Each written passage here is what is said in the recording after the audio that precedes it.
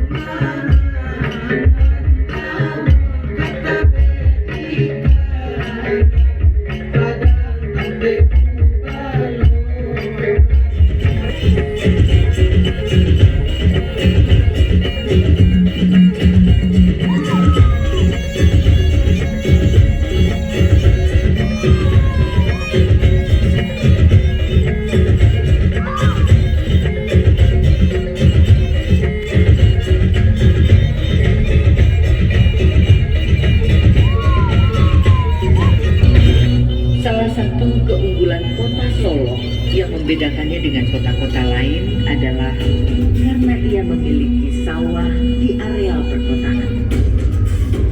Namun keutuhan hidup modern akan terus menjadi ancaman bagi persawahan, tak terkecuali di Solo. Syukurlah para pemangku adat, para pengayom budaya Solo mampu menjadi penjaga.